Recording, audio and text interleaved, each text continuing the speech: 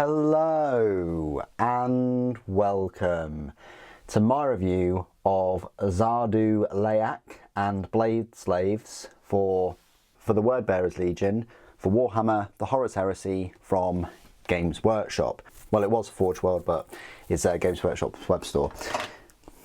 A set of these will cost you £70.50 and consists of 15 resin components.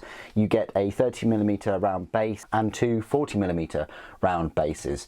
Now, when I first unboxed this a year ago, they did cost £68. So again, much like Marigal, they've increased by £2.50 over the past year. The format of this review is as normal, so I'll have a look at the miniatures up close. There are no spare parts, so I'll go straight into some size comparisons with other Wordbearers Legions units. Then I'll go through all of their rules found in the Liber Hereticus Traitor Legiones Astartes army book. So first things first, let's have a look at them up close.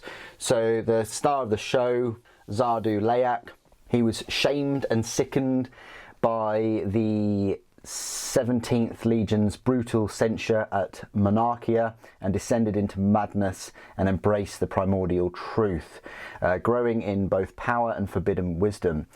He's now known by the name that means Eater of Wisdom. He's the Crimson Apostle of the Wordbearers. He walks his bloody path along with a pair of bodyguards. The Blade Slaves, unnaturally warped Astartes, possessed of demonic strength, who cut a swathe through their masters' foes with a barely controlled hunger for slaughter. So here is Zardu Layak.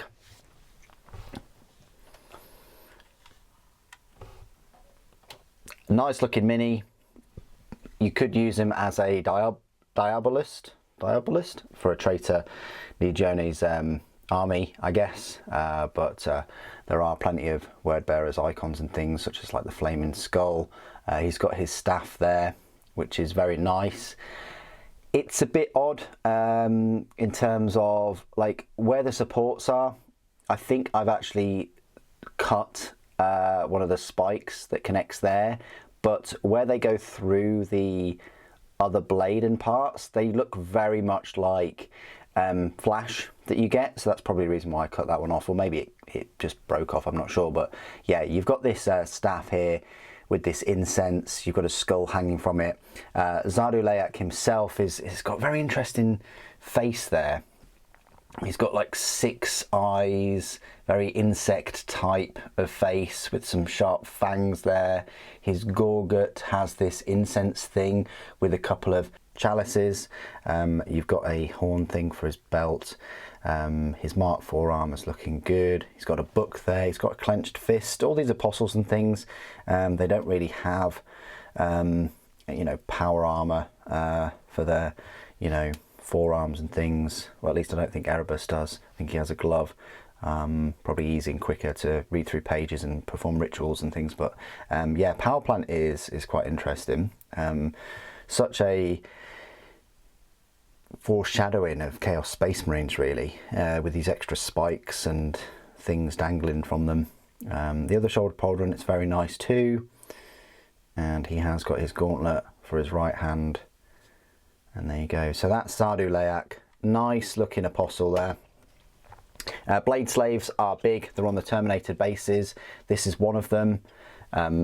You could have these as Gal Vorbak, although I think the minimum unit size for Gal Vorbak is 5 anyway. But here is a Gal Vorbak, just to give you a size comparison. They're pretty much the same size as the Blade Slaves, but you could proxy them in any which way. This Blade Slave has a plasma pistol, very nice, a lot of detail on this one.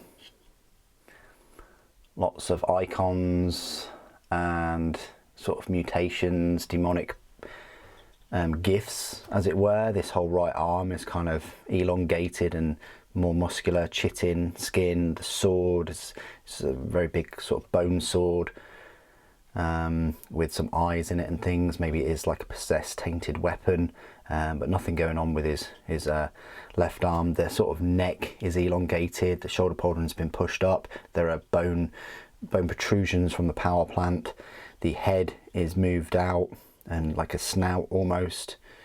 And yeah, you've got some word bearers iconography there. Very cool looking blade slave. And the other one is cooler still, maybe. Again, with the plasma pistol, you've got a crack in the lens of the helmet there. Loads of icons and things on the legs and the chest piece. Again, this one also has some kind of bone sword, very similar to sort of Resident Evil when they grow their sort of, you know, when the T-virus sort of mutates and things, and then you've got, you know, bone protrusions and bone weapons that kind of are made of, you know, your skin and your bone and your flesh and things. Very cool looking, almost like necromorph in a way. You've got the power plant, which has got this elongated sort of vent thing. Does look a bit odd, but it kind of matches the mutations on the right side. I don't know why the mutations are only on the right side of both of these, whereas on the actual Gal Vorbak you've got mutations on the left side and both sides really. But yeah, another very, very cool model. Now, in terms of price, it's really, you know, up to you if you think it's worth sort of £70 for these 3 minis, considering that the Gal Vorbak are actually cheaper for 5 of them. So it might be worth you just saving yourself sort of £3 and picking up the Gal Vorbak and then proxying another Mark IV Apostle or Diabolist or something as Zardu Layak. Although in the lore and the books and things it's very descriptive about about Zardu Layak's face and his eyes and things like that, but it's whether you wanted to, you know, save a little bit of money and just buy one of the sets and proxy Layak. So let's have a look at some size comparisons then. I gave a little comparison earlier, but here is a Gal Vorbak, and as I said, going to be the same size as the other blade slaves, so not really any changes there. Compared to a normal Mark IV Space Marine, even though Zardu Layak is in the same arm of the Mark IV, he is probably a bit more than a head taller.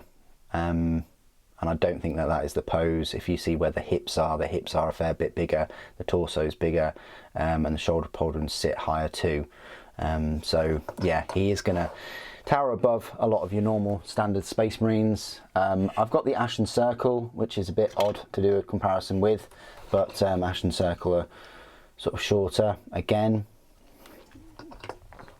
I've got Argol Tal, which is, you know, he is very big compared to Zardu Layak. He's full on Gal Vorbak though. We've got Marigal, so we'll stick with the Gal Vorbak theme for a moment. And then we've got a Contemptor Dreadnought. So yeah, definitely Zardu Layak and the Blade Slaves work very well with Marigal, as I mentioned in the other review.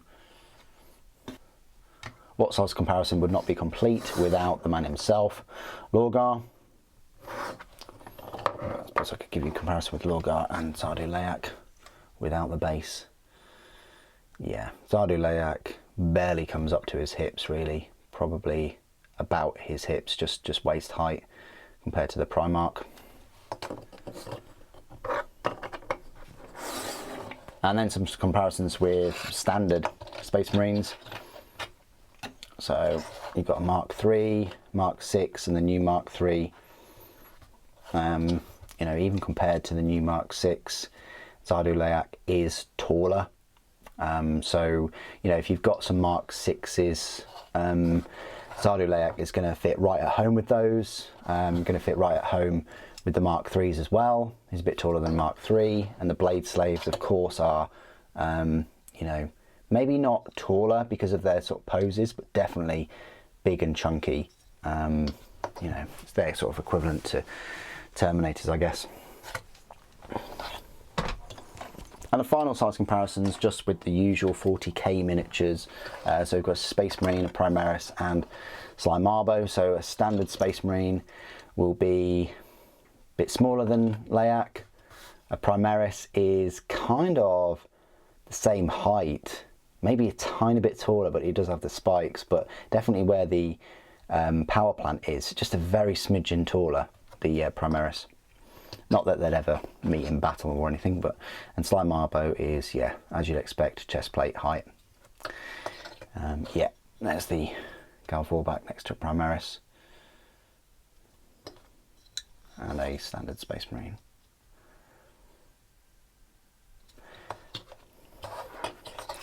So yeah, even after all these years, they still stand up to you know, the other sort of Space Marines and other characters and things. Okay, this is my part of the review where I will go through all of the rules for Zardu Layak and Blade Slaves. So Zardu Layak is an HQ unit for word bearers and will cost you 300 points.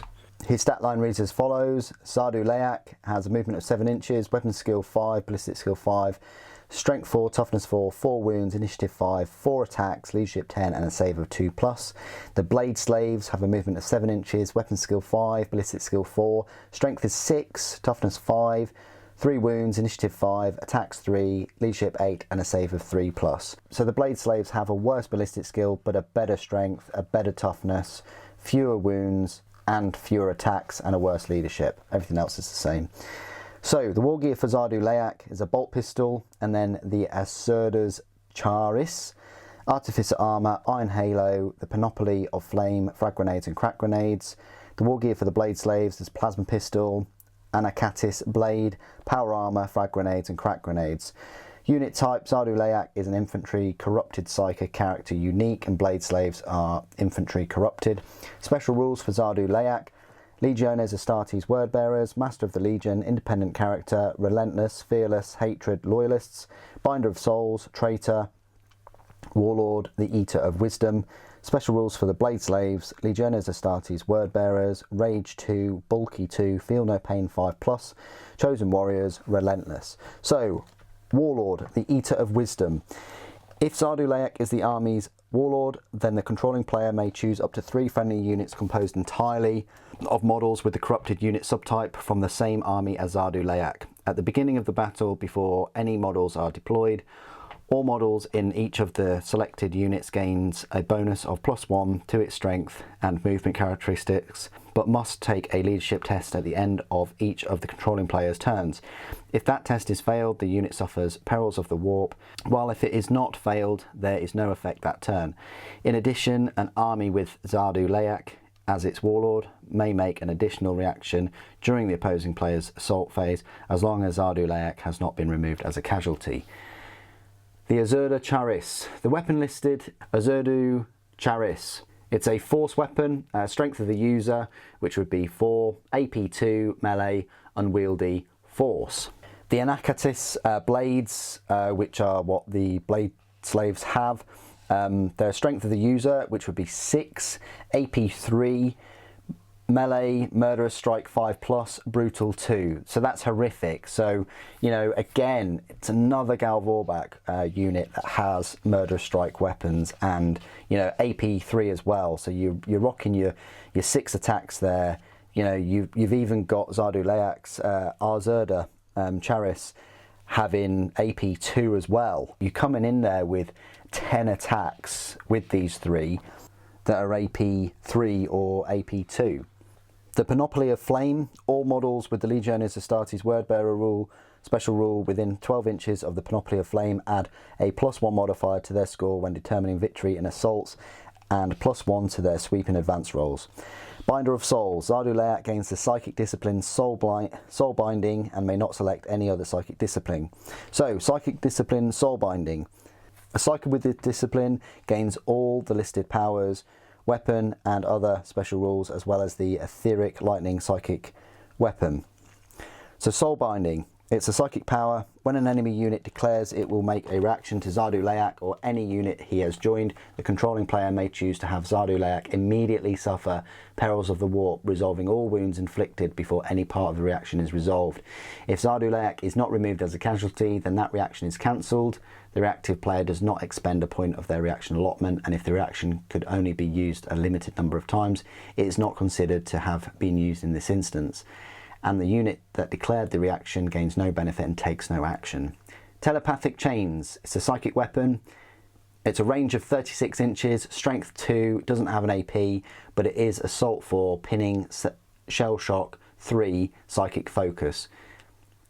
Psychic Focus. Before making any to hit rolls with this weapon, the Psyker must make a Psychic check. If the check is passed, then the Psyker may attack as normal using the profile shown for this weapon. If the check is failed, then the Psyker suffers the perils of the warp, and if the model is not removed as a casualty, then it may attack as normal but may not use this weapon.